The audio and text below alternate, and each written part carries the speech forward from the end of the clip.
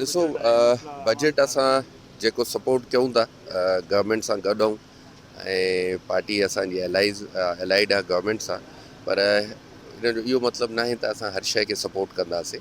Vote ज़रूरु ॾींदासीं, party policy आहे, फाइनेंस बिल आहे, पर जेको बजट आहे उन में आम माण्हूअ खे रिलीफ ॾियण जो को अहिड़ो एक्शन न खयो वियो आहे। इलेक्ट्रिसिटी आहे, सोलर जा इशूज़ आहिनि, फ्यूल आहे, जेको आम माण्हूअ जो तर्ज़ ज़िंदगी आहे उनखे अञा सोढ़ो कयो वियो आहे, अञा ख़राबु कयो वियो आहे।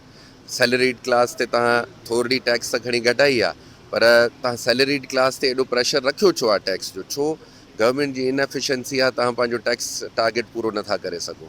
पोइ तव्हां सैलरीड क्लास जो जेको ॿधो टैक्स तव्हांखे मिले थो उन्हनि जी पेज़ मां कटिजी उन ते इनसार था कयो, पेट्रोलियम लेवीअ ते इनसार था कयो। इहे शयूं हूंदियूं आहिनि अवाम खे रिलीफ लाइ, इहे रेवेन्यू जो हिसो न हुजणु घुरिजनि मुल्क जी, पर अनफॉर्चुनेटली असां वटि इन्हनि शयुनि मां रेवेन्यू कलेक्ट थो कयो वञे ऐं जाॾो कयो वञणु घुरिजे इम्पोर्ट्स एक्सपोर्ट्स आहिनि उहे तव्हां जूं हेठि लॻियूं पियूं आहिनि।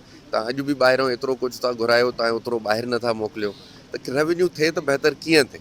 सो मां एंड ऑफ द डे इहो ई चवंदुमि त बजट में आम माण्हूअ खे रिलीफ ॾियण जो को ख़ासि एक्शन न खयो वियो।